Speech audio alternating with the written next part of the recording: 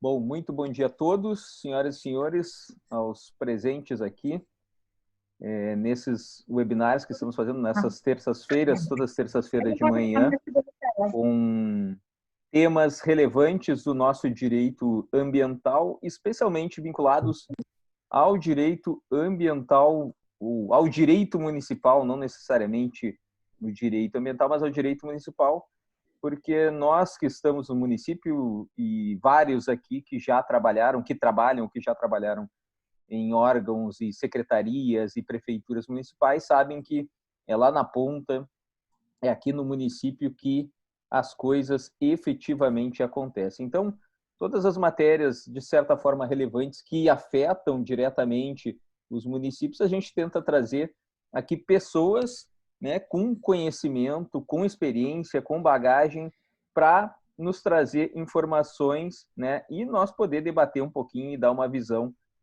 sobre o tema. Eu convidei o nosso querido colega, que lá está em Brasília nesse momento, o Leandro Melo Frota, para falar um pouquinho sobre o novo marco legal de saneamento, porque eu acredito que é um tema que todos, imagino, né, que trabalham na área, sabem que é um tema muito importante, que afeta não só os municípios, mas todas as pessoas, a sociedade como um todo. É um déficit importante, um dos maiores problemas, se não o maior problema ambiental que nós temos, né, que é vinculado à falta de saneamento básico. E acredito que tem muita coisa que se fala sobre o saneamento e sobre a aprovação desse marco legal, as pessoas falam sem efetivamente ter o conhecimento do problema, né? Falam por conta do que está aparecendo na mídia, ou está aparecendo nos comentários ou alguma coisa.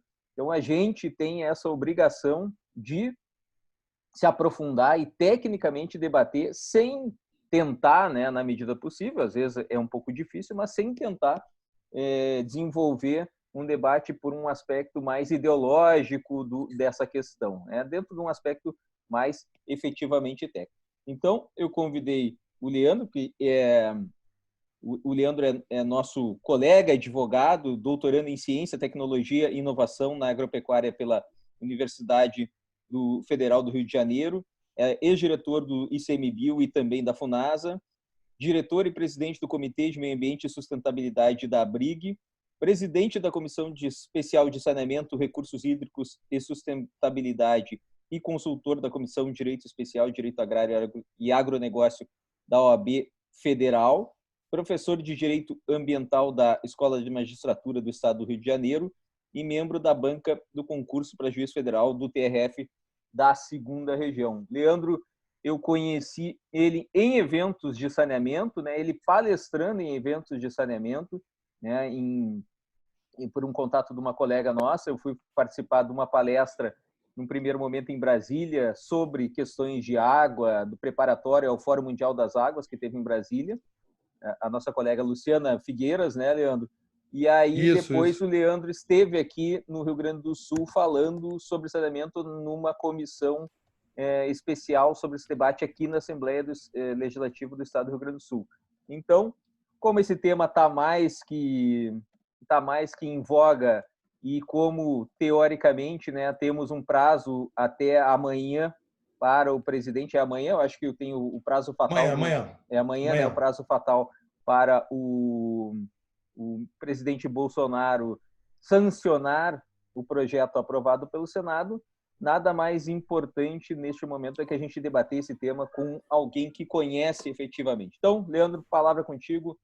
Muito obrigado pela disponibilidade e vamos conversando aí. Vamos lá. Bem,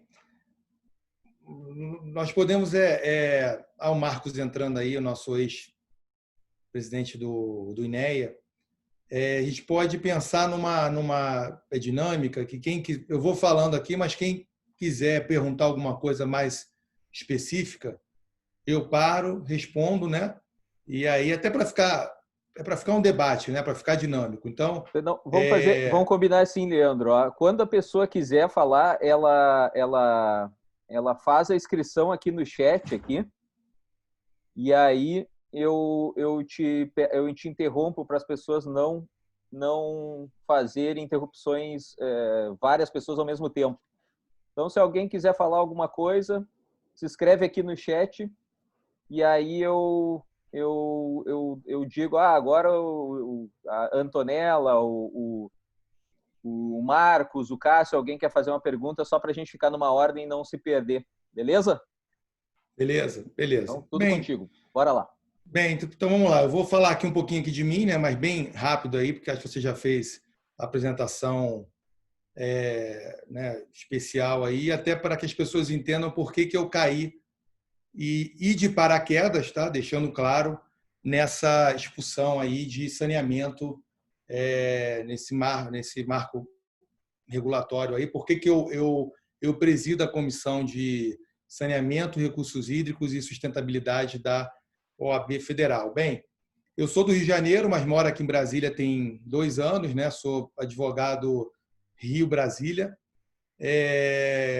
Eu brinco dizendo que eu era um advogado um advogado da área ambiental de coração, mas no meu início de vida, eu fui advogado eleitoral. É direito público, né, mas focado muito no direito eleitoral. Palestrei, tenho livro na área. O meu mestrado, ao qual eu defendo final do mês, porque eu faço doutorado, mas estou terminando o mestrado, né, então eu defendo para o final do mês, em eleitoral. Eu não quis reescrever a dissertação para a área ambiental, então eu falei assim, quem já fez mestrado, né, sabe a dificuldade de escrever o que gosta, escrever o que sabe, ainda mais ter que reescrever porque, de repente, mudou de área. Mas o meu mestrado é em Ciência Política e Relações Internacionais. Eu larguei a área eleitoral mais ou menos em 2014, 2015. Tá? Por quê? Porque eu quis parar de advogar para os políticos e começar a advogar para as empresas. Tá? Essa era a minha ideia de iniciar aqui o compliance ambiental. Tá? Eu participei de um congresso internacional de direito constitucional em Oslo, e aí depois tive convite para ir para algumas universidades da Dinamarca, e ali já tinha a ideia do compliance, né? Eu falei, opa, vou trazer para o Brasil porque eu vou parar. Na época não se falava em compliance, mas aquele compliance ainda criminal por causa do mensalão e da Lava Jato. E aí eu falei assim, bem, vou introduzir o compliance eleitoral aqui. Nossa, ideia maravilhosa. Eu não contava que o Supremo fosse declarar inconstitucional o financiamento empresarial de campanha. Bem, eu já tinha passado os meus clientes que eram políticos, né, para outros colegas, e aí eu falei assim, bem, vou fazer o quê? Vou fazer a área que eu amo, mas que eu só advogava na época pro bono, né? Que era a área ambiental. Eu advogava em 2 áreas pro bono no passado. Advogava ambiental e direito dos animais, porque eu tinha uma ligação muito grande, tenho ainda, né, com as grandes ONGs os diretores, os ativistas. E aí eu sempre, como não era o meu ganha-pão, eu fazia aquela advocacia que eu digo que é pró-amigo, né? E, enfim, tive bons resultados, saía muito até no Conjur, saía matérias a respeito da minha advocacia, mas eu não era o meu foco. Até que virou meu foco e foi até interessante, foi até tranquilo lá no Rio, porque como eu tinha uma advocacia já um pouco, abre aspas, grande, né? Pequena para média, né? Mas ainda pro bono, eu cobrava pouca coisa na área ambiental, mas como tinha muita matéria de jornal, as pessoas esqueceram que eu fui advogado eleitoralista e entenderam que eu era advogado ambiental. E aí no Rio, na época, eu tive a sorte do Marcos, né, que aqui nos assiste, que era presidente do INEA, ele não está advogando, né? Então tínhamos poucos advogados ambientais ativos no Rio de Janeiro com força. Temos o nosso Paulo Bessa, que está num nível altíssimo, ele não conta, e aquele nível pequeno, intermediário, não tinha tanta gente, né? Então eu consegui avançar bem. E aí ocorreram aquelas coisas engraçadas, né? Eu tentei ser professor da Emerge na área eleitoral muito tempo, não consegui, mas quando eu migrei para a área ambiental, eu virei professor de direito ambiental, quase que no mesmo dia. Depois fui para a revista da Emerge, depois associação comercial, enfim, dali ocupei o CONEMA. Do CONEMA eu fui logo em seguida, entrei na banca do concurso para juiz federal do TRF2, né, Rio, Espírito Santo, na área ambiental. Passei para o doutorado, o meu doutorado em agroenergia, né? Falo sobre biocombustíveis, as políticas públicas de biocombustíveis, fazendo um comparativo Brasil e Argentina. E aí, por causa disso, eu sou chamado, caindo de paraquedas, deixando claro, tá? Para ser diretor da Funasa. Como assim, caindo de paraquedas, sendo o diretor da Funasa? Porque o partido que tinha lá a minha diretoria, né, todos sabem que nos últimos governos, até nesse agora, tá? Alguns partidos eles detêm algumas autarquias, algumas empresas ou algumas diretorias, eles já tinham tentado indicar cinco colegas para assumir a diretoria administrativa e financeira da Funasa. E todos eles tinham sido reprovados por vários motivos, alguns por ausência de currículo, outros por até questões éticas, pela Casa Civil. Então, o partido queria que eu ocupasse aquele espaço temporariamente até que acabasse as eleições. E o único pedido que eles me fizeram, e eu até acho isso até engraçado, porque poucas pessoas acreditam, era que eu não fizesse besteira, porque eles queriam a vaga para eles no futuro, né? Então, se eu fizesse besteira, outro partido iria assumir a vaga. E eles sabiam que eu não era da política, apesar de conhecer políticos, advogar para políticos, então acabou, eu caí de paraquedas na Funasa. Tive que estudar muito, porque eu brinco com as pessoas que eu sou um cara que eu esqueci de pagar minha conta de telefone, e muitas das vezes ele era cortado, e eu tive que ser diretor administrativo e financeiro da maior autarquia do Brasil, e que tem capilaridade em todos os estados. Na Funasa, como eu já fazia doutorado, eu me envolvi um pouco nas discussões para o marco do saneamento rural, tá? Que é uma política pública da Funasa, e logo em seguida também nas medidas provisórias do governo Temer do marco do saneamento, que não foram para frente, mas que é o grande embrião, tá, do nosso marco regulatório de hoje. Saio da Funasa depois de um tempo, sou chamado para ir para o ICMBio, tá, no atual governo, fico no ICMBio 4, 5 meses, né? Eu digo que a única coisa que serviu para eu ficar no ICMBio foram dois fatos interessantes. O primeiro, Brumadinho. Eu achei que eu ia sair da Funasa, teria uma vida tranquila no ICMBio, já entro pegando Brumadinho. E segundo, que foi graças à nossa política que nós conseguimos comprar equipamentos e aparelhar o ICMBio para tentar mitigar muito os incêndios que ocorreram na Amazônia, né? Se não fosse aquela direção, certamente o estrago teria sido muito pior na época. Aí tudo bem, aí saí por discordar, né, por algumas discordâncias políticas que não cabe aqui, e fui para iniciativa privada. Chegando lá, o presidente da ordem me chama, querendo que eu presidisse alguma coisa, né? Ele gosta de mim.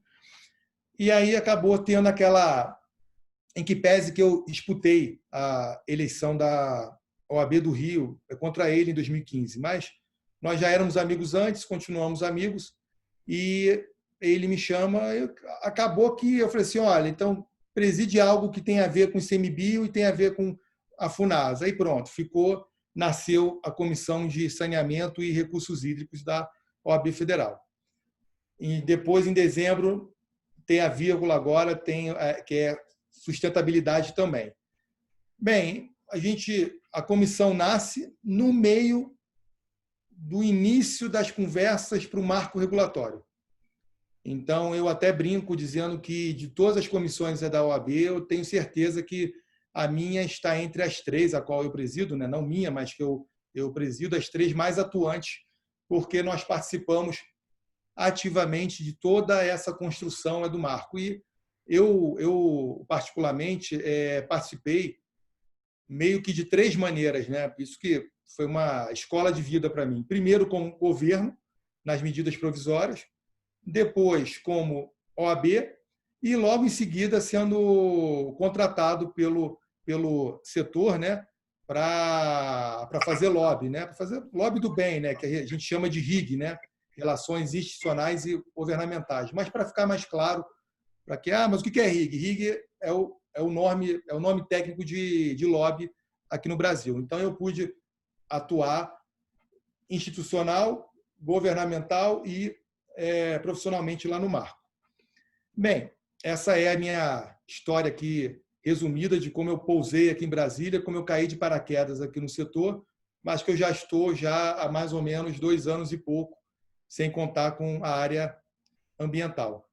E por sinal, eu até perguntei na prova da magistratura algumas questões voltadas para o saneamento, né?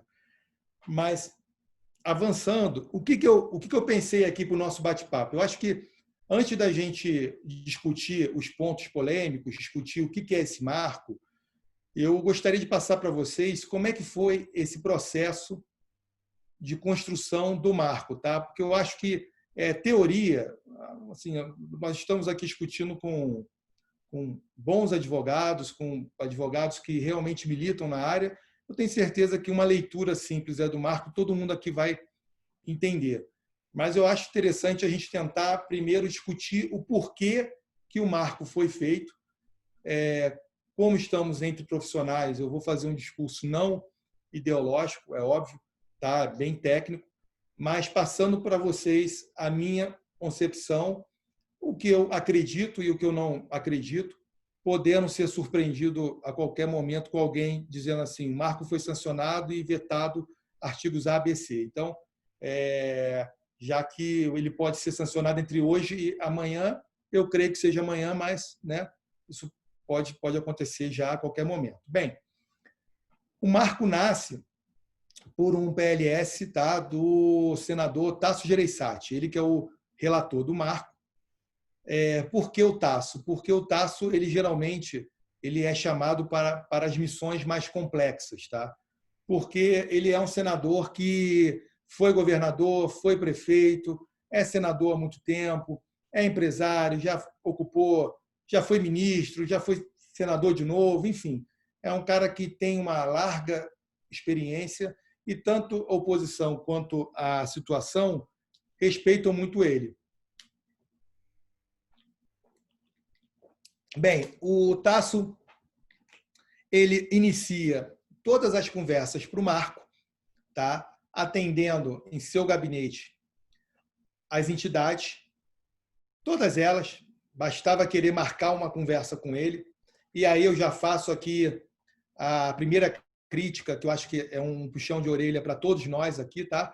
É que faltou entidade voltada para a área ambiental querer discutir o marco, tá? Isso não foi matéria prioritária para nós ambientalistas, para nós da área ambiental. Nós deixamos passar até por termos questões em tese muito mais importantes aqui no nosso país, né? Mas o senador Tasso atendeu as entidades e para que se discutisse o marco numa questão muito mais ampla, pegando como início, tá? Pegando como exemplo aquelas medidas provisórias que caducaram, no governo Temer. Bem, o marco, a conversa ali foi ótima, tá? Tivemos, a OAB teve também o privilégio de estar com ele, apresentar algumas razões nossas. No início, a gente pregava muito que nós tínhamos que focar na segurança jurídica, transparência regulatória, até para que a gente não entrasse no primeiro momento em ser pró ou contra o marco, para que não para que não criasse ali nenhuma celeuma, já que nós temos advogados que são contra, né, e são pró, para não dizer que o presidente estava pegando a bandeira dele e transformando numa bandeira coletiva. Então, nós tivemos esse cuidado, tá? E o marco foi aprovado no Senado. Quando ele é aprovado no Senado, já surgem algumas críticas, tá? Especialmente das associações, especialmente de 3 associações que são associações importantíssimas, tá? Voltadas para o saneamento. Surge a ABS, crítica da ABS, que é a Associação Brasileira de Engenheiros Sanitários e Ambientais. Ela engloba engenheiros e empresas e até quem participa da área, mas que não, hoje em dia que não é engenheiro, mas é da área, ela pode ali englobar. A ASEMAI, que é a Associação Nacional dos Serviços de Saneamento Municipal, ou seja, aqueles locais onde nós temos companhias municipais, onde é o município que de fato ali opera o saneamento. Então, nós temos até o exemplo de Porto Alegre, né? Ele é municipal, Campinas, enfim. E a AESB, que é a Associação das Concessionárias Estaduais. Tá? E ambas ali, a ABS fazia um discurso muito de união, pegando os pontos da AESB, pegando os pontos da ASEMAI, pegando os pontos também das federações de trabalhadores, tá? Mas que eu não vou entrar muito aqui no mérito, porque é uma discussão muito ideológica, vai privatizar, perde emprego e tal, enfim. Mas as 3 eram as grandes que estavam ali discutindo pró-público. Tá? E do lado privado, a ABICOM, que é a das empresas privadas, né? As concessionárias de empresas privadas. Bem, as críticas ali foram, primeiro, e aí o Alexandre falou muito bem, que nós estamos discutindo um direito ambiental muito voltado para o município. Então, a primeira grande crítica da ASEMAI é a perda da titularidade do município. Tá? A Constituição ela é muito clara que os titulares são municípios e Distrito Federal, já que o Distrito Federal, como vocês sabem, ele também tem a função do município, município-estado, né? É uma simbiose. A ESB era o fim dos contratos de programa, que para eles esse fim seria o desmonte das concessionárias estaduais, e a ABS pegava os 2 exemplos, pegava as 2 bandeiras, mas fazia um raio-x do que é positivo e negativo do privado e do público, e fazendo um discurso que eu até achei importante por muito tempo, que para universalizar o saneamento aqui em nosso país, só com a união do privado com o público. Tá? Então, esse era mais ou menos, resumindo aqui, o papel da ABS. Bem, o PLS segue, ele é aprovado, vai para a Câmara. E aí, na Câmara, acontece alguns fatos que eu, particularmente, achei fantástico. O que é? O relator Geninho Zuliani, do DEM, de Ribeirão Preto, que foi prefeito, ou seja, tem uma experiência grande no setor, ele resolve, criado, primeiro, criado logo na sequência, tá? A Frente Parlamentar de Saneamento. Depois, o presidente da Câmara entende que tem que criar uma comissão especial de saneamento e o Geninho é eleito relator. O que a comissão faz e o Geninho faz? Eles abrem para audiências públicas. Diferente do Senado, que o Tasso abriu o gabinete, ali não, audiência pública. E realmente eles receberam o setor todo ou quem teve interesse de participar das audiências. Bastava entrar em contato com o gabinete, explicar, eu vou até usar uma frase aqui que não é jurídica, mas quem é você na fila do pão, né? Para dizer, olha, eu sou do setor tal, eu represento tal setor e gostaria de ser ouvido. Então, eles abriram para as audiências públicas. Se eu não me engano, foram 15 audiências públicas, tá? Não só em Brasília, como no Brasil. Tá? Eles abriram audiências públicas regionais. Foi até lá que eu encontrei Alexandre, numa audiência pública na Assembleia Legislativa do Rio Grande do Sul, patrocinado por quem era contra o marco, que, se eu não me engano, eram deputados do PT, e alguns institutos, como o Instituto Ondas, a SEMAI, a ESB e a ABS. Eu tive o privilégio de, acho que das 15, participar de umas 12, de umas 13. Eu acho que eu só não fui a 2 aqui em Brasília. Viajar, eu acho que eu fui a todas, ou se faltei uma, no máximo 2, e mesmo assim porque eu estava em outra agenda do marco. Então, eu tive o privilégio de rodar o Brasil discutindo a matéria. E aí eu rodei o Brasil discutindo pela OAB e também, como eu fui contratado para fazer RIG, eu rodei o Brasil pelos meus clientes. Então, tinha vezes que eu ia de um estado a outro representando, ia para um estado representando a OAB e pulava representando meus clientes. E evitava sempre, é óbvio, quem acompanhou viu que os discursos eram diferentes, até para não contaminar e a OAB depois não puxar minha orelha. Bem, todas as entidades foram ouvidas, eu fui ouvido na Câmara, muito também voltado para aquele discurso de transparência regulatória e segurança jurídica, porque eu entendo que não adianta a gente discutir qualquer marco de qualquer matéria sem que nós tenhamos esse binômio, né? A transparência regulatória e o que eu citei. E a Câmara nos escuta e o que acontece ali? Acontece um fato até interessante. Na hora de votar o PL do Tasso Gereissati, a Câmara ela rejeita e apresenta um outro PL. Ou seja, nós discutimos aquele PL a exaustão e, na hora que a gente achou que ele fosse alterado para voltar para o Senado, não. A Câmara, para ser protagonista, até porque é uma matéria de interesse do presidente da Câmara, ele sempre deixou isso claro, ele sempre deixou claro que é uma das grandes pautas prioritárias para o país, era a aprovação desse marco, junto com a reforma administrativa, reforma tributária, o projeto de licenciamento ambiental. Eles apresentam um outro PL, é aprovado com muita discussão e volta para o Senado. E aí, no Senado, nós pegamos um momento já de pandemia, que foi um momento difícil para a gente atuar, um momento que nós realmente nos descobrimos como profissional. Acho que todo mundo aqui, a gente sai, e mesmo quem perdeu muito, todos nós perdemos, é óbvio, mas a gente sai muito fortalecido, a gente sai, aquela coisa, né?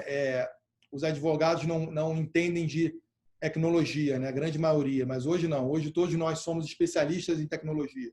Então, a gente sai muito mais fortalecido, mas no Senado nós tínhamos essa dificuldade. Mas o que acontece? O Tasso, ele aprova na íntegra, tá?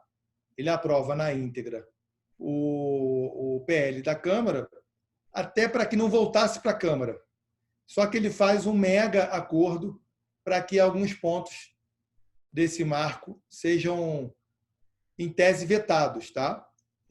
E aí ele encaminha para o presidente do Senado que foi feito esse acordo, e o presidente do Senado pede para que, então, o líder do Senado, senador Eduardo Gomes, encaminhe para o governo os pontos que devem ser vetados. Isso tudo numa ampla discussão ali, que fez com que a oposição, inclusive, retirasse os seus destaques, tá? E o marco acabou sendo aprovado com uma certa tranquilidade no Senado. Bem, e agora estamos esperando o presidente sancionar. Bem, esse foi o raio-x de mais ou menos como é que foi essa batalha na Câmara. E se por acaso não tivéssemos uma pandemia, nós teríamos também uma super batalha no Senado, já que a Câmara ensinou muito para a gente, tá? O que fazer e o que não fazer, o que confiar, o que não confiar, como, enfim, como nós tivemos uma aula ali muito grande de processo legislativo, né? Então, o Senado seria uma outra forma da gente apresentar as nossas ideias e nossas bandeiras. Eu só quero voltar aqui e de novo, reafirmar o que eu afirmei no início, e na Câmara, novamente, nenhuma entidade, ou pelo menos que eu me recorde, tá, foi para discutir o viés ambiental do marco regulatório. Tá? Então, isso daí é importante, porque hoje algumas pessoas criticam que esse marco ele não é um marco voltado, por exemplo, para ele não nasce conectado à sexta ODS, mas também porque muito por razão nossa que não fomos lá defender ou pedir para que ele fosse alterado em alguns pontos que fizesse com que ele já nascesse conforme o século XXI assim deseja, né? Assim manda. Bem, estamos a 1 dia e meio desse marco poder ser vetado. E por que o marco nasceu? E isso que é uma coisa importante para a gente aqui refletir, primeiro, sem viés ideológico, é uma constatação. Tá? 100 milhões de pessoas não têm água aqui no Brasil, desculpa, não tem esgoto, e 30 e poucos milhões não têm água. Ponto. Isso é fato. Tá? E apesar de ser teoria, eu, quando fui da FUNASA, e eu participava de algumas inaugurações, foram poucas, porque eu era diretor financeiro, mas às vezes eu fazia questão de ir, você via as pessoas te agradecendo, elas iam lá te agradecer porque elas passaram a ter banheiro, elas passaram a ter uma focinha, elas passaram a ter como ter a sua própria água. Então, isso é muito impactante para a gente, né? Ainda mais nós que estamos na cidade, e cidade grande, né? A gente tem a teoria que 100 milhões não tem esgoto, mas nós raramente, e aqui não é óbvio, não é uma constatação para todos, né? Mas nós raramente nós não temos essa vivência. Mesmo sabendo que ainda nos grandes centros há ausência, tá, de esgoto tratado, como São Paulo com o Tietê, como nas favelas do Rio de Janeiro. Então, a gente não precisa nem muito para o Norte e Nordeste. Tá? Aqui mesmo no nosso quintal há uma ausência de tratamento de esgoto e ausência de água. Então, isso já é uma constatação, ponto. É uma outra constatação também que o setor público ele não entregou o que ele prometeu. Tá? Isso é fato. Ele fez um plano onde ele dizia que iria universalizar água e esgoto, mas seriam necessários X bilhões ano. Ele nunca investiu X bilhões anos. E pelo estudo que eu até acompanhei, eu até tive o prazer de ler, mas que não foi divulgado, mas foi o que ajudou a equipe do governo, da Secretaria-Geral da Presidência da República, pelos atuais investimentos que o país faz em água e esgoto, nós só iríamos universalizar daqui a 120 anos. Ou seja, todos nós aqui que estamos conversando não estaríamos mais aqui, talvez nossos filhos ou talvez até os nossos netos discutindo ainda universalização de água e esgoto. Então, de fato, era necessário, tá, nós aperfeiçoarmos a legislação e verificar o que está dando de errado. Tá? Ponto. O marco nasce com esse espírito. Isso de um modo geral, tá? E aí, sem entrar naqueles pormenores. E o que o marco apresenta? E aí é um debate que nós vamos ter aqui, se isso é verdadeiro ou não. Que com a aprovação desse marco, o setor privado vai conseguir investir na casa de mais ou menos uns 700 bilhões, tá, para universalizar água e esgoto em nosso país. Então, nós vamos ter, de fato, pelo marco, tá, ainda deixando claro pelas razões do marco, uma união entre privado e público, o privado ganhando uma relevância muito maior, já que agora ele consegue, abre aspas, disputar em pé de igualdade com o público, tá?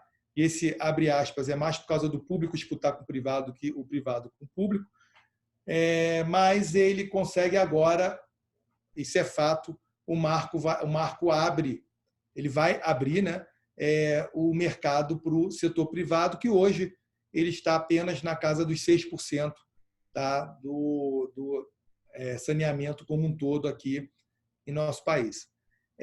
Agora, o marco também traz uma informação que errada, né, errônea, falsa, que existe uma necessidade de privatizar porque o setor público ele é ineficiente.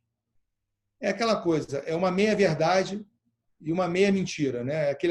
É aquela questão do copo meio cheio, né? Por que isso?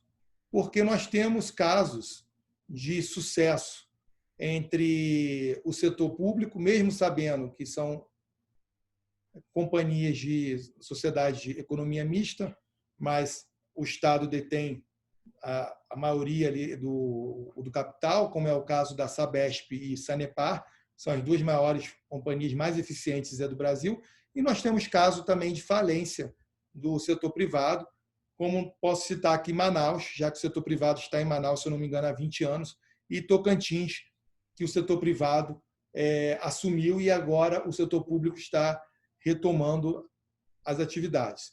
É claro que muita água correu por esse rio, nós temos uma lava-jato, nós temos um desmonte das empresas que operavam o saneamento privado, muitas delas eram grandes empreiteiras, mas a questão, fazendo aquela avaliação muito lato sensu, não dá para afirmar que o privado sempre será eficiente e o público ineficiente, olhando para o setor do saneamento básico. Então, o marco nasce muito para que o setor privado tivesse uma relevância muito maior e que o setor privado pudesse injetar entre 500 e 700 bi. E com essa conta, é mais ou menos a conta que eles pegaram do antigo Plano SAB, do que precisava ser investido, tá? Verificando o que as capitais, mais os planos municipais, o que ali, uma contabilidade, o que necessitaria por município para que você levasse água e resolvesse o problema do esgoto. Deixando claro que nós não estamos discutindo resíduos sólidos, tá? Ele entrou no marco, mas que não foi discutido, deixando claro, em nenhum momento que eu me recorde, pelo menos, ou se alguém falou muito en passant. Eu mesmo falei na época que nós tínhamos que discutir resíduos sólidos, porque eu entendo que aqui no Brasil nós temos que parar de ficar fazendo marcos sem que sejam conectados, né? Porque aqui os parlamentares querem ser pai de alguma coisa. Eu sou pai da Política Nacional de Resíduos Sólidos, eu sou pai do saneamento, eu sou pai... E tudo deveria ser um marco só, muito mais estruturado, conectado. Mas, enfim, coisas do Brasil. Então, nós estamos discutindo, Marcos, com esse cálculo dos municípios e dos estados atualizados, pelos cálculos que o governo já tinha. Isso, só que deixando claro aqui para vocês que esse cálculo é anterior à pandemia, tá? Anterior à pandemia. Com certeza nós vamos ter que rediscutir esse valor, porque nós discutimos um momento que o país não estava com uma crise econômica, o país tinha poder de investimento, o país tinha uma imagem, mesmo que a imagem ambiental não fosse boa, mas a equipe econômica tinha uma imagem positiva lá fora, nosso Ministério de Infraestrutura, uma imagem positiva lá fora, então os investidores estavam super animados de investir esses valores aqui no Brasil. Então, nós não sabemos, isso é uma pergunta que geralmente eu faço, se nós vamos ter que recalcular, tá, esse marco. Só que também tem algo que a gente pode até, antes de entrar aqui nos pormenores aqui do marco, mas que a gente pode celebrar, e eu fiz até essa pergunta como provocação para o diretor-presidente da Abicom, é que o marco nosso é como se fosse, guardado as devidas proporções, é óbvio, o novo pré-sal brasileiro. Por que o novo pré-sal brasileiro? Porque nós temos ainda, de todas as políticas de infraestrutura que o nosso país tem, eu posso até citar a ferrovia, o saneamento é o mais atrasado. Então, por nós sermos atrasados, é uma questão óbvia, tem muito o que fazer. E se tem muito o que fazer, tem muita gente interessada em fazer, em assumir, em explorar. Então, o saneamento básico hoje aqui no nosso país é um dos grandes filés, né, vamos dizer assim, da política de infraestrutura do atual governo, que, por sinal, acredita até que o marco pode alavancar a economia, tirando o país da crise, tá? Já que os investidores vão ter que eles estão com interesse de assumir algumas companhias e explorar algumas áreas. Para vocês terem uma ideia, e é bom que eu não sei quantas pessoas do Rio nos assistem, mas a SEDAI calcula que, no fim da questão de outorga, ela receba em torno de 11 bilhões. Tá? Eu, particularmente, acho que os números estão um pouquinho exagerados. Tá? Não sei qual é a visão do Marcos, mas que foi do governo do Rio. Mas a SEDAI, pelo menos, tem aquela expectativa, isso sem a privatização, apenas a concessão de alguns blocos, ela calcula que ela receba em torno de 11 bilhões. Tá? Bem, e o que esse marco discute? E por que nós estamos... Tá, e por que o marco, entre aspas, é bom? Por que o marco vai atrair 700 bilhões? Por que o marco também é polêmico? O que hoje até... Eu posso até depois passar para você, Alexandre, para você encaminhar para todo mundo.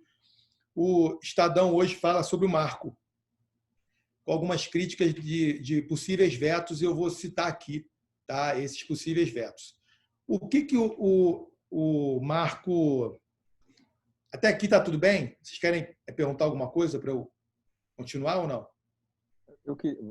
Eu queria, para te poder respirar aí um pouquinho, eu queria te fazer um comentário.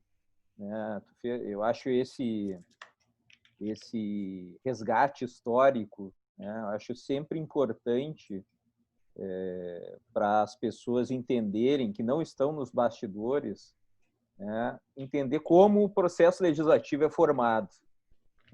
Esse jogo de interesses que entram entre as diversas entidades, entre essa própria falta de interesse das entidades ambientais em participar, esse relato particularmente eu não conhecia, né, de participar de um processo ou de debater com mais afinco esse processo legislativo a respeito do marco do saneamento, né? Então, eu acho sempre importante, né? Eu também, que já participei de governos e tudo mais, tu vê por trás isso e conseguir mostrar como é que se chegou, né, a uma legislação possível, né? Porque nem sempre a legislação é ideal, né? Porque existe um interesse de um lado, existe um interesse do outro, e a gente tem que fazer uma tentativa de consenso, né? Eu queria te perguntar, que eu acho que tu vai entrar nisso, né? Que tu já falando a respeito da questão da iniciativa privada, desses possibilidade ou de entrada da iniciativa em pé de igualdade a partir desse marco, dessa nova redação e as alterações da lei que é de 2007, né, que é uma lei considerada até boa, né, a lei 11.445 de 2007, e que, de certa forma, né, já existia previsão lá de possibilidade de participação da iniciativa privada nos processos de saneamento, né, nos processos de água dentro da estrutura da administração pública. Por que tu achas que o grande debate sempre se resume nessa questão da privatização, né? A gente acaba debatendo todo um contexto do marco, acaba sempre ficando na questão, estamos privatizando ou não privatizando a água, né? Eu acho que esse ponto que tu falas, né? Eu acho que a gente acaba muitas vezes denegrindo um instituto, né? Assim, a possibilidade de concessão, por exemplo, do serviço de água, por conta de um exemplo pontual. A empresa lá em Manaus não deu certo. Né? Ou também denegrindo o setor público por conta de empresas que também não deram certo. Né? Porque existem boas empresas e más empresas, existem bons advogados e maus advogados, existem bons profissionais e boas empresas e más em todos os setores. Né? Então, eu queria te perguntar por que a gente sempre acaba não é polarizando, mas chegando nesse debate específico da privatização ou não, ou retomando esse debate, considerando que isso aí, teoricamente, inclusive já teria sido debatido lá no momento anterior. Tá. Então, o que acontece? Assim, nós tivemos vários problemas ao longo do tempo que fomentaram muito. Primeiro, deixa eu só voltar aqui, porque eu acho importante eu fazer uma análise política antes de entrar no discurso jurídico. Tá? O que acontece? E aí, de novo, eu quero deixar claro aqui para as pessoas que não é um discurso ideológico, é político. Tá? Então, é técnico-político. Então, vamos lá. Desde 2014, se eu não me engano, posso falar 2010, mas vamos focar aqui em 2014, nós tivemos um acirramento de visões, de diferentes visões de mundo. Tá? Nós tivemos a eleição da presidente Dilma Rousseff, que ela ganhou por poucos votos do ex-senador Aécio Neves. Tá? E ali já se mostrou que o que estaria em jogo antes de mais nada, eram visões de mundo. Tá? Em que pese que o governo de hoje entende que o PSDB é de esquerda, mas naquele momento era uma discussão sobre presença maior do Estado versus um pouco de liberdade econômica. Tá? Tanto é que é o grupo que criou o Real, é o grupo que privatizou. Tá? Bem, nós temos a queda a queda da presidente Dilma, né? Temos esse processo de impeachment, assume o governo do presidente Temer, que ele inicia uma pauta muito mais liberal aqui em nosso país. Ele tenta privatizar a Eletrobras, ele tenta, por medidas provisórias, acelerar a infraestrutura de saneamento, mas muito também por causa da desconfiança da população, porque, né, votaram numa chapa. Né? Então, se você entende que determinado modelo fracassou, você também pode entender que o vice faz parte daquele modelo. Isso ainda sem entrar aqui no mérito, até porque eu fui da FUNASA do governo Temer. Então, sou muito grato, mas você fazendo uma análise política, você está discutindo a chapa, né? A chapa, ela defendeu aquele modelo. E aí agora nós temos aí depois disso nós passamos a ter a vitória do presidente Bolsonaro, que montou uma equipe, e aí, de novo, sem entrar aqui no mérito político, mas uma equipe altamente técnica, tá? Porque eu acho que se alguém for me perguntar aqui quem é técnico naquele governo, concordando ou não, é a equipe do Paulo Guedes. Ele realmente escolheu pessoas que têm um nível altíssimo como economistas e administradores, tendo visão de mundo igual ou não, mas são pessoas que você reconhece ali. De fato, ali ninguém mente o currículo, né? Você vê que as pessoas, quem fez mestrado, quem fez doutorado, e tal. E são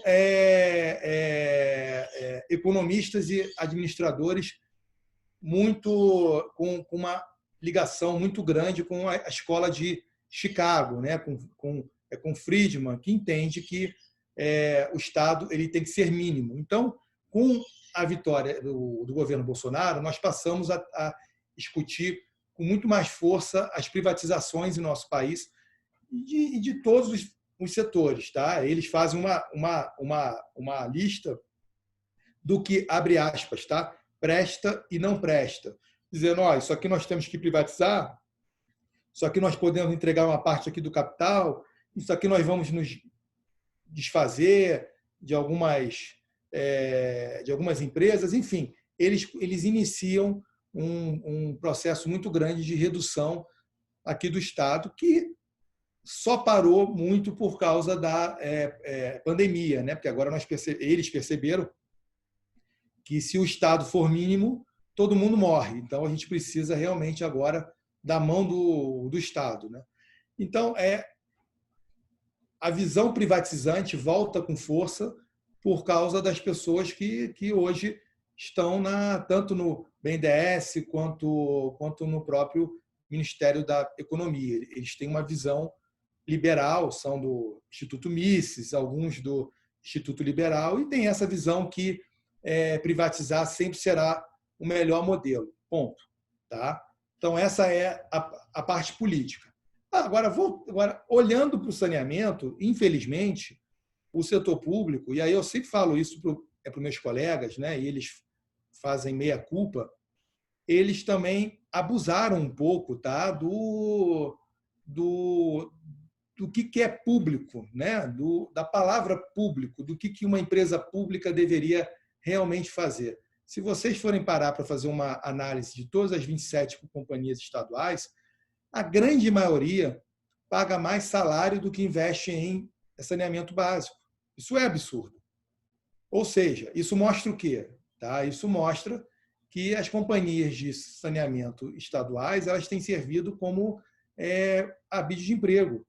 E aí eu me sinto super à vontade por ser do Rio e citar a SEDAI, que, em que pese que eu tenho um respeito muito grande pelas pessoas que trabalham nela, são ótimos profissionais, são pessoas que têm um nível técnico muito grande, mas a SEDAI, há muito tempo, ela é utilizada para fins políticos, para agrupar políticos que não têm uma visão, como eu posso dizer assim, muito voltada para o público, para o bem público e para a política de realmente levar água e esgoto para a população mais carente. Então, quando você pega esses dados em que empresas são usadas como instrumentos de políticas, de grupos políticos e não de políticas públicas, quando você olha que elas investem mais em salários e assessorias do que, de fato, em saneamento, você vê que o discurso privatizante entra com força. Porque como é que você vai explicar? Porque, assim, uma coisa que nós temos que ter muito aqui em nossa mente, tá? Que o saneamento é diferente de outras políticas, por exemplo, e aí eu vou falar até o termo fácil, tá? Mas se tiver algum professor aqui específico do que eu vou falar, para ele não me entender mal, tá? Eu peço, como diz o nosso ex-ministro, já peço minhas escusas aqui. É fácil você fazer uma defesa da Amazônia e do Cerrado, porque eu acho impossível, ou pelo menos numa grande parte, as pessoas defenderem a derrubada, tá, do bioma para a soja, para o agro ou para qualquer outra atividade. Tá?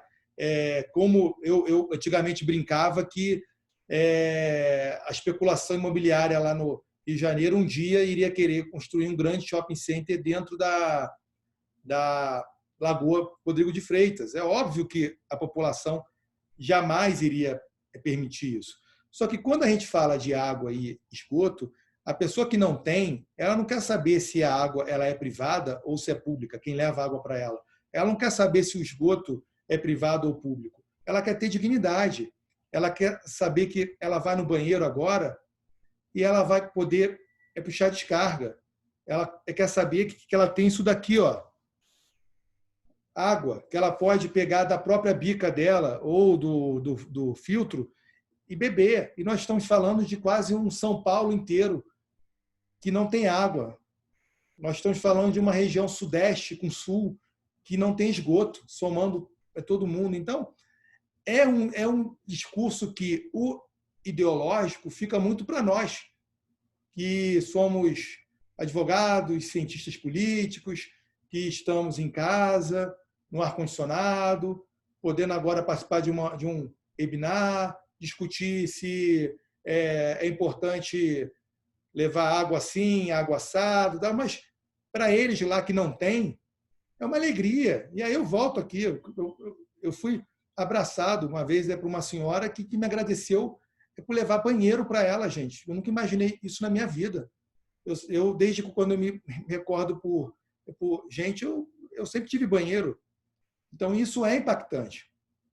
Então, é muito complexo a gente entrar nessas questões. E quando você vira e diz assim, ó, aquela companhia não leva água, não leva... eu peço até desculpa para vocês, tá? É 700 bilhões, mas eu não estou falando de saneamento rural, tá? O marco não trata.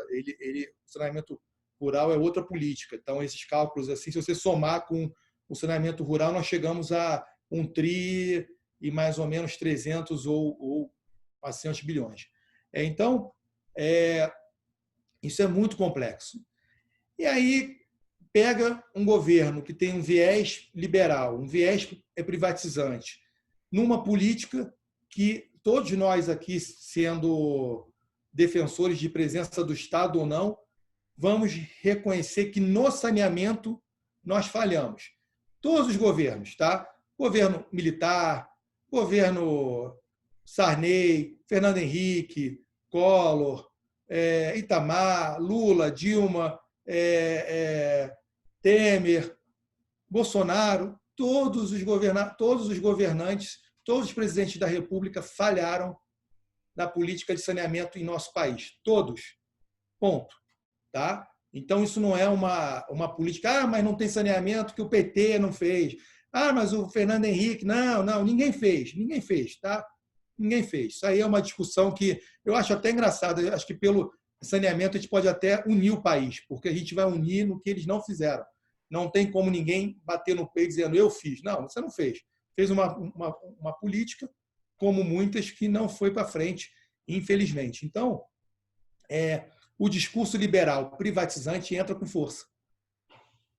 Alexandre, ele entra com força. Muito por causa desses viés que eu falei aqui. E aí, o que as companhias fazem? Elas iniciam seu processo de autocrítica. Elas apontam, claro, algumas pagam muito mais, mas tem outras que fazem um bom trabalho, mas elas para a defesa, elas começam a entender que elas têm que doar, que elas têm que entregar, que elas têm que abrir mão de certas políticas, porque da forma que está, já mostrou que não vai dar certo. E outra, a gente pode até aqui questionar os números, por exemplo, mas o setor público, em nenhum momento, os presidentes das companhias estaduais, em nenhum momento, disseram assim, isso eu estou dizendo eles unidos, tá? Não cada um, óbvio, em seu estado. A Sanepar tem um plano de universalização, a Paraíba tem um plano, mas eles, olha, nós vamos injetar, nós 27 aqui vamos injetar tanto. Nós precisamos do privado para andar com a gente dessa maneira. Não, eles entraram num processo de autodefesa, muito voltado também para a questão do contrato de programa, que é a grande pedra, tá, das concessionárias estaduais, que na ideia deles, acabando esse contrato de programa, é onde nós vamos abrir a porta da privatização, já que o que eles têm hoje de, abre aspas, de bom, é eles poderem fechar esses acordos direto com os municípios, sem que os municípios, sem ter que disputar processos licitatórios. Então, é isso que é esse contrato de programa. Mas, assim, o que é importante vocês ficarem sabendo, eu não sei quem aqui tem experiência em saneamento, mas, com certeza, como nós temos vários advogados aqui, eu vou fazer uma pergunta retórica. Os senhores sabem o que é um contrato? Gente, existem contratos de programa com uma página. Uma página. Quem já viu uma concessionária estadual discutir universalização de água e esgoto com metas, com propostas de investimentos, com, às vezes, alterações de marcos legais municipais, fazer isso em uma página? Ou seja, eram contratos fakes. Eram contratos que fazia só para aquela coisa assim que, eu já... E outra, existem municípios que nem contrato tem, que a concessionária já presta o serviço há muito tempo, nunca tentou celebrar um contrato, o prefeito finge que não é com ele, a concessionária finge que não é com ela, e a vida vai seguindo. E a vida vai seguindo. É para vocês terem uma ideia da bagunça que é o setor de saneamento, vou contar uma coisa engraçada para vocês. A Funasa, ela cuida de saneamento básico para cidades de até 50 mil habitantes. Acima disso, é agora o Ministério do Desenvolvimento Regional, antigo cidades. 50 mil habitantes, se eu não me engano, é mais ou menos, eu vou chutar para baixo, tá? 92% de todas as cidades é do Brasil. Tá? E o mais engraçado é que, na grande parte dessas cidades, vocês sabem o que a Funasa fazia? Ela contratava universidades públicas, tá? De renome inquestionável, para que essas universidades fizessem os planos municipais de saneamento básico para os municípios encaminharem para a Funasa transferir dinheiro. Em outras palavras, se o município X queria recursos do saneamento para ele tinha que fazer o plano municipal, ele às vezes não tinha equipe técnica para isso. Então, eu contratava, por exemplo, a UF do Rio de Janeiro, que foi uma universidade, abre aspas, cliente lá da Funasa, e a UF, ela fazia o plano municipal para esse município apresentava para a gente por etapas para que a Funasa liberasse recursos por etapas. Então, isso é o saneamento aqui em nosso país. E deixando claro que 50 mil habitantes também é obrigação das concessionárias estaduais. Então, aí eu faço aquela pergunta assim, como é que nós não temos saneamento em nosso país? Nós temos uma concessionária estadual operando sem concorrente, tá? Porque só existia concorrência quando ela queria. Ela fazia aquele contrato de programa sem consultar ela não precisava de processo licitatório. E se fosse uma cidade de até 50 mil habitantes, ela também, o prefeito também podia buscar recursos na Funasa. E nós não temos saneamento na grande maioria dos municípios em nosso país. Então,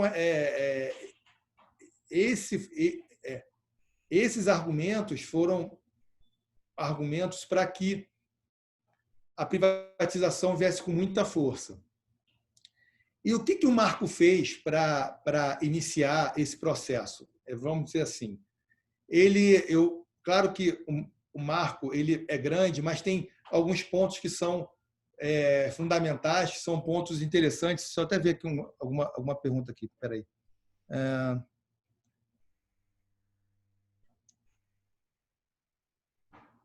Tá. Eu não sei quem é que perguntou isso aqui, que é o Galaxy J5 Prime. Tá? Problema. Então, o setor privado, é claro que a corrupção ela não é um problema do setor público. Tá? Isso aí até é até engraçado, porque é o tema da minha dissertação. Tá? Eu falo sobre financiamento privado de campanha, mas o que eu trato nela eu posso trazer para cá, tá? Porque uma das conclusões que a CPI do PC Farias descobriu lá atrás é porque no Collor não tinha financiamento privado e empresarial de campanha, tá? Passou a ter depois. E por quê? Porque nós tivemos o Caixa 2. E aí a CPI apontou que para acabar com o Caixa 2 tinha que legalizar o financiamento empresarial de campanha. Bem, legalizou. Depois nós tivemos mensalão. A tese do mensalão foi que dinheiro privado corrompe. Temos a Lava Jato, e a Lava Jato ela comprovou o óbvio que corrupto, que não é o dinheiro privado nem o dinheiro público que corrompe. Sim, quem corrompe é o corruptor, e a pessoa ela é corrompida, não importa, né, o dinheiro. Né? O dinheiro não tem ideologia. Né? Então, não é o setor privado nem o setor público que vai fazer com que a pessoa seja corrupta ou não. E aí, respondendo aqui para a nossa pergunta, o grande problema é a ausência realmente de transparência, tá? E de transparência não só regulatória, mas de ausência de fiscalização. Tá? Esses requisitos, se vocês forem parar para analisar, transparência regulatória e fiscalização, vocês conseguem encaixar eles em qualquer marco regulatório, de qualquer área. Por exemplo, eleitoral. O problema não é o dinheiro que entra, é a falta de fiscalização, é quando ele sai. É a mesma coisa aqui. O problema não se a companhia ela é pública ou ela é privada, porque ela vai operar aquele município e tal. O problema é como é que nós vamos garantir que a fiscalização seja muito mais eficiente. Tá? Agora, é óbvio, sendo bem realista aqui, não que o setor privado seja menos corrupto do que o setor público, tá? Porque senão eu estaria até ofendendo todos nós que passamos pelo público. Então, parece que eu me descorruptei, né? E não é bem assim. Mas é que numa companhia privada, até pelas regras de compliance, por terem sócios, é mais complexo o processo de corrupção. Tá? A pessoa não foi para o cargo, não assumiu aquele cargo para cumprir missão. Ela é um empreendedor, que geralmente ela tem um excelente currículo para ocupar aquela posição. Então, é óbvio que nós temos casos e mais casos do setor privado participando, tá? Mas você percebe que é muito por causa de uma ausência de transparência, uma ausência de segurança jurídica, que faz com que, se ele quiser entrar no jogo, ele tenha que dançar a música de quem está regendo aquela música, que geralmente é o setor público. Então, o que eu vejo ali que, para diminuir, nós vamos ter que não só deixar as regras muito mais claras, como ter um certo acompanhamento dos órgãos de controle e bem como do Ministério Público. Mas o que mudou ali no marco, que com certeza vai ser motivo de ação direta? Tá? Bem, o marco, antes de mais nada, o setor de saneamento básico aqui no nosso país é um setor altamente regulado. Tá?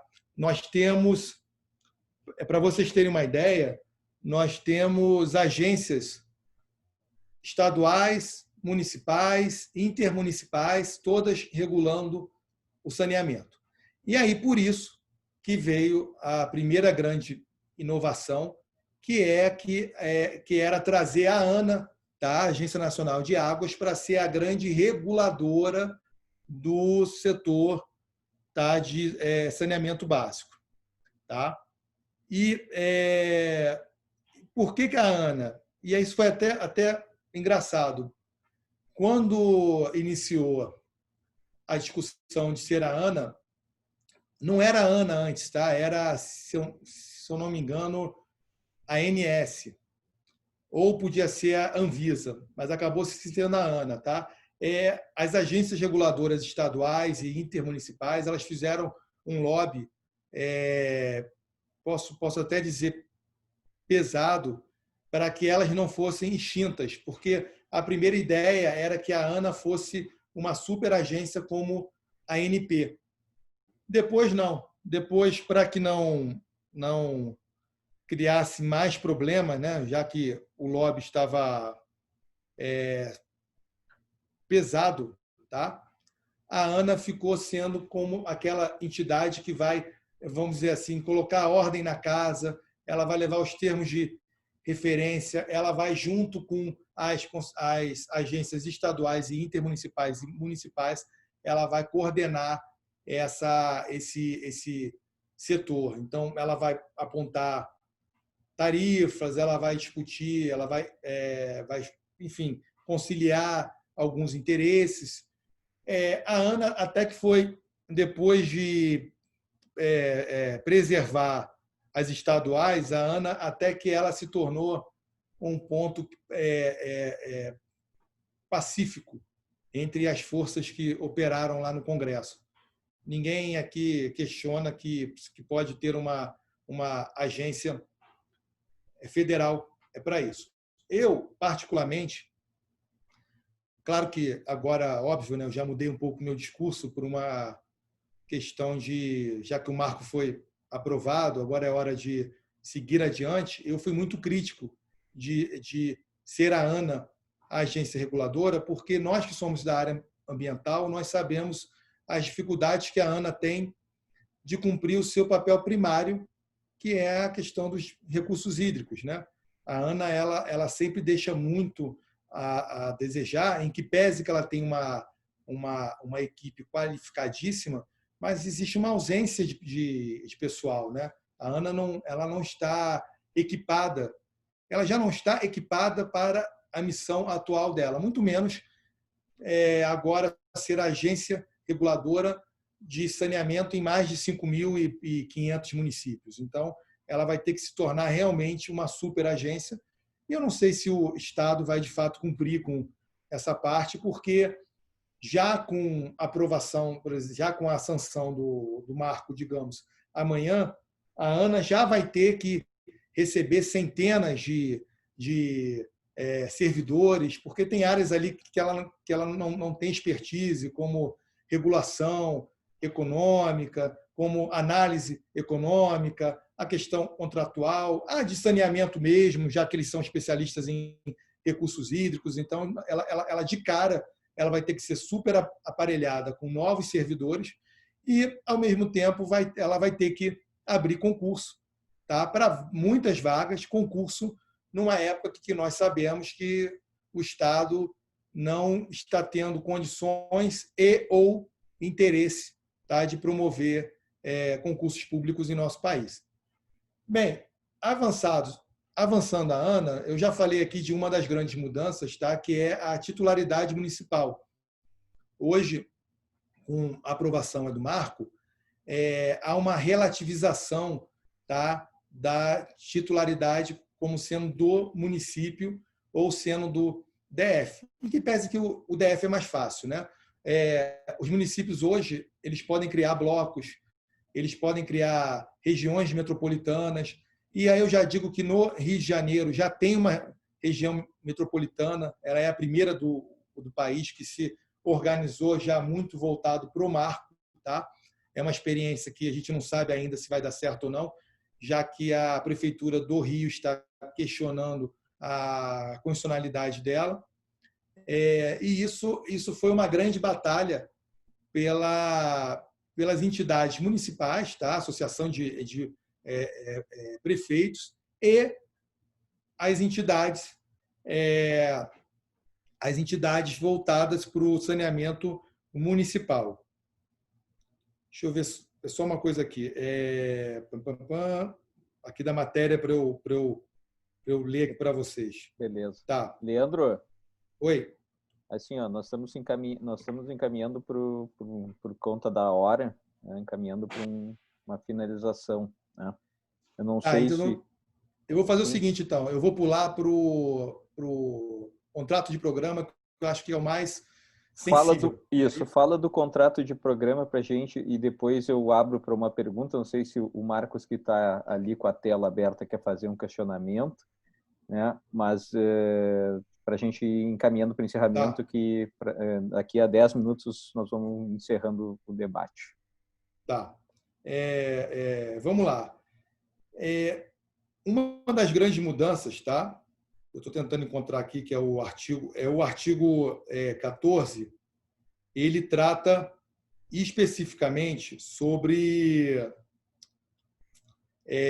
os contratos de programa. O que é o contrato de programa? É esse contrato que eu falei que as concessionárias podem fechar direto com o município, tá? Sem ter que passar por processos licitatórios. Como é que é hoje? Melhor, como é que vai ser pós-marco? Quando esse contrato de programa chegar ao fim, tá? O município ele vai ter que licitar, tá? E aí ou o município ou a região metropolitana ou enfim, os grupos, e nessa licitação vai poder disputar tanto o setor público quanto o setor privado, tá? Em tese, em pé de igualdade. Então, o setor público ele perde aquela a predominância dele de chegar e falar assim, ó, esse município eu faço a minha regulação, ponto. Eu faço a política de saneamento. Não.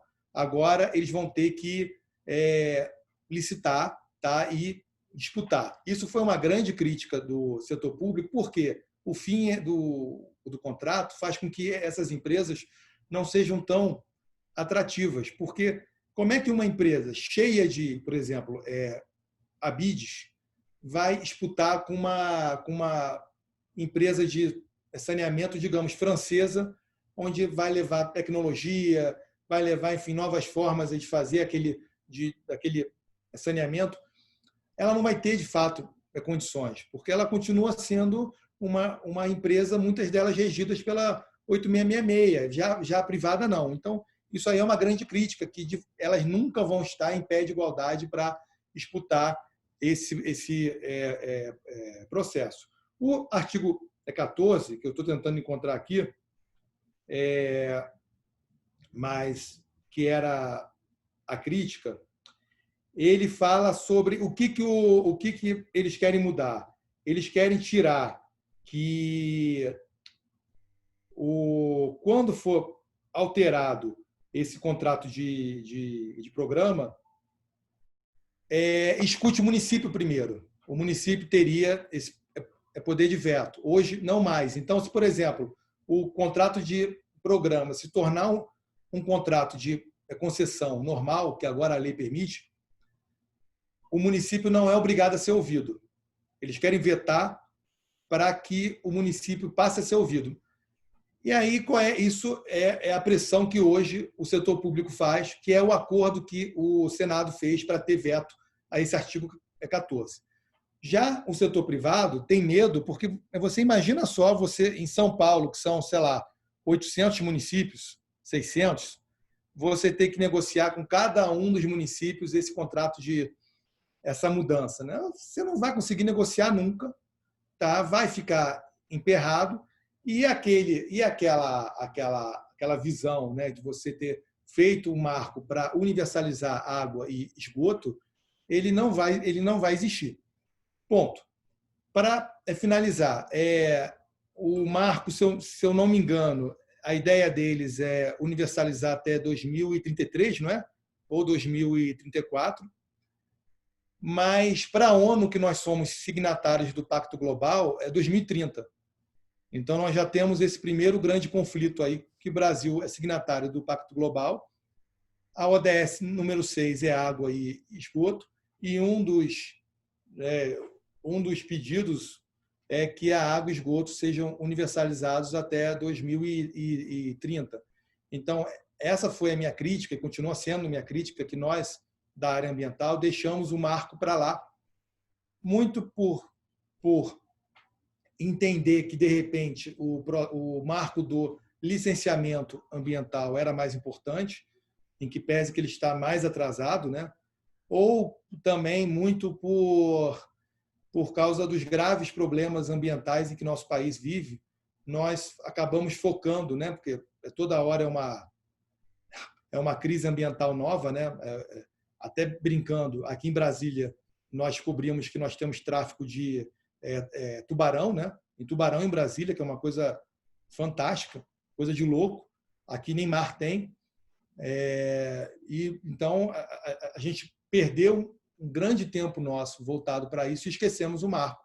E, infelizmente, nós temos um marco que, em que pese que ele pode ser um marco que traga financiamento para o nosso país, não sei se esses números, mas é um marco altamente desconectado da questão ambiental. 31 de dezembro de 33, né, 99% de água e 90% de esgoto. Esses são as metas, né, estabelecidas no recém-inserido artigo 11b, que está estabelecido aí nesse novo marco legal. Marcos, tu quer fazer um comentário, se for breve, né, porque eu preciso encaminhar o encerramento, né, nós estamos perto do meio-dia e Sim. Todo mundo que quer almoçar tem compromisso, né, o papo com o Leandro é muito agradável e ouvir todas essas histórias são ótimas, né, de quem efetivamente participou de todo esse processo legislativo, né, mesmo tendo caído de paraquedas lá no início, né, como ele mesmo disse, né, o Leandro, por todo o seu conhecimento, e ele acabou, né, se envolvendo diretamente e acabou sendo um profundo conhecedor do processo, né? Então, acho importante, né, todo esse resgate, toda essa conversa e toda essa experiência, né? Eu sempre digo para todos, né, em todos os debates, né? A troca de experiências, né? Essa troca de experiências e de relacionamentos que a gente faz aqui em todos os nossos contatos é que gera conhecimento, né? Porque o Leandro traz uma informação, eu passo outra, o Marcos traz outra, a Dani traz outra, e assim por diante a gente vai enriquecendo esse nosso debate. Vai lá, Marcos, por favor. Rapidinho, então. Rapidinho. Tá. Eu não vou nem fazer uma pergunta para resposta e tal, porque realmente no adiantado da hora fica complicado, mas já fica aí a indicação, Alexandre, da gente fazer um segundo episódio aí para retomar, né? Já que o Leandro aí, é um prazer enorme, Leandro, te encontrar aqui, faz tempo que a gente não se encontra, né? E eu queria te dizer o seguinte, não existe isso de cair de paraquedas, cara, nada acontece por acaso, você caiu no lugar é porque era para você estar lá mesmo. E que bom para nós do Rio de Janeiro que você tá aí para acompanhar isso para a gente. Eu só queria fazer um comentário assim muito rápido, até porque não é exatamente um tema que eu tenha me especializado muito, mas eu tenho conversado muito com as pessoas aí sobre que são do ramo. E uma das coisas que eu ouço falar, e aí eu ia colocar isso mesmo só para debate, mas fica isso para reflexão de todos, é que essa ideia de juntar coleta de esgoto e fornecimento de água, tratar os dois temas da mesma forma, é o que tem feito isso não funcionar ao longo das décadas, tá? E aqui eu estou passando uma opinião que eu escuto de muitas pessoas, me parece fazer sentido, mas nem é alguma coisa que eu possa defender sim ou não.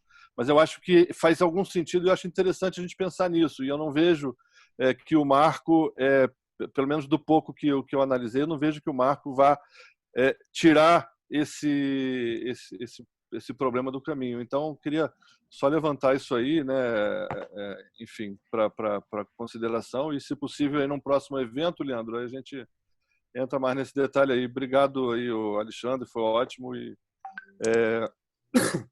Uma boa tarde para todo mundo. Obrigado, Marcos. Tu sempre presente, né, prestigiando nossos eventos e também fazendo, né, os eventos do Marcos aí, que também são muito legais e importantes. Sem dúvida, vão ter que fazer uma segunda edição, né? Essa questão que o Marcos aponta, isso aqui foi debatido muito aqui em Porto Alegre, né? Porque a gente tem o DEMAI, né, o Departamento Municipal de Água e Esgoto, e só que teria um departamento separado, o Departamento de Esgotos Pluviais, cada um fazia a sua parte, e o governo atual, o governo municipal, entendeu por bem juntar, não por conta da prestação de serviço, mas muito por conta da estrutura administrativa que era necessária em ambos. Tu tem uma estrutura administrativa num órgão, tem uma estrutura administrativa num órgão, que é o que o Leandro também acabou falando, né? Isso acabava tendo um inchaço administrativo, né? E aí o serviço também não era tão adequadamente prestado, e aí a crítica foi muito alta para a questão do setor público nesse sentido, né? Então, apesar dos técnicos falarem, isso aqui não funciona, tratar água e esgoto ao mesmo tempo, né, no mesmo setor, a questão do inchaço administrativo houve por bem o governo entendeu dessa forma. A Dani sugere, né, a Daniela Jacobo, que já participou dos eventos aqui, falar do custeio, taxa, tarifa, payback de investimentos, né, subsídios, né, que tem tudo a ver com a universalização. Vamos pensar nisso mesmo, né? Acho que temos que detalhar mais a partir, inclusive, da própria sanção presidencial, né, que aí a gente vai ter definitivamente um marco consolidado aí, ou a gente vai ter um debate ainda para ser mais aprofundado. Foi muito legal, Leandro, a tua participação, né? E já fica o convite para a gente renovar esse debate aí um pouco ali na frente, daqui a um tempinho, quando a gente tiver essa situação consolidada, tá bom? Olha, eu que te agradeço, tá? Quero agradecer o convite, dizer que já foi aceito já o novo convite. Eu deixei meu Instagram e meu celular, então quem quiser, já que aqui estamos entre amigos, né? Somos todos profissionais da área, então quem quiser me mandar WhatsApp, Instagram, enfim, não tem problema, tá? Eu quero te passar duas notícias que eu acho que são interessantes para a gente continuar sempre discutindo esse tema, tá? Primeiro que o IDP não amanhã, seria amanhã, mas se não me engano, na próxima semana nós vamos fundar no IDP um observatório de saneamento e água, tá? Seria amanhã, mas foi tão elogiado que o IDP preferiu fazer um evento à parte, tá? Porque seria junto de um evento que nós vamos fazer amanhã de quem é contra o marco. E já estão todos convidados para ouvir os especialistas que vão discutir contrato de programa pelo viés deles, a titularidade, enfim. Esse aí é o primeiro ponto. O segundo ponto é que, dentro dessa de cair de paraquedas, que a gente não cai de paraquedas, né? Mas eu fui convidado e acho que a partir de hoje, oficialmente, eu também me torno um dos coordenadores da nossa sexta ODS, né? Do Pacto Global da ONU para Água e Esgoto. Eu fui convidado semana retrasada, eu acho, e hoje vou ter um call às 19 para tratar desse assunto com o pessoal da ONU. Então, certamente nós vamos ter agora conversas voltadas muito para o nosso viés ambiental de fato, né? Porque saneamento, mas a gente tem que também dar a nossa contribuição, tá? E aí uma coisa que eu posso até falar, que uma das poucas coisas que eu concordo com o atual ministro é quando ele fala sobre a poluição do meio ambiente urbano, né? Que ele cita a política de resíduos sólidos, a política de saneamento. Então, é uma temática que nós temos como profissionais da área ambiental, olhar com carinho e tentarmos cada vez mais nos qualificar para levar um debate para o governo e para os atores, tá? Então, obrigado aí, sabe que todo convite seu eu vou atender na hora, será uma honra. Que é isso, Leandro. Muito obrigado mesmo pela disponibilidade, pelo teu interesse e parabéns pela indicação. Tá excelente, né? Quem fez a indicação do Leandro, né? Estamos em boas mãos e para nós, né? Uma facilidade de relacionamento para a gente poder alcançar contribuições para o Leandro, para ele poder qualificar ainda mais esse debate que ele vai fazer junto lá com a ONU, né? No programa dos Objetivos de Desenvolvimento Sustentáveis. Certo, senhoras e senhores? Essa conversa fica gravada. E para finalizar, apenas para terminar, desculpa até te cortar, e já abro, tá, para você coordenar esses nossos profissionais imensos aqui que eu estou assistindo, para que proponham também temas, para que junto do Pacto a gente levar essas palestras para o Brasil inteiro, que é isso que é importante, te levar conhecimento, tá, e mostrar que para isso que serve a ciência, né? É isso aí. Essa troca de experiência a gente tem que aproveitar nesse momento de pandemia. Isso aí essa integração entre pessoas de todo o Brasil, isso aí foi pelo menos um ponto extremamente positivo que a gente conseguiu alavancar. Né? Então, encerrando, a conversa vai ficar gravada no canal, depois eu subo para o YouTube ali e todo mundo pode divulgar, ter acesso, ouvir de novo, né? E uma próxima oportunidade a gente vai detalhar mais esse assunto aí com o marco legal sancionado pelo presidente da República. Tá bom, senhoras e senhores? Grande abraço e até o próximo evento. Valeu, Leandro. Valeu todo mundo. Abraço. Obrigado, gente.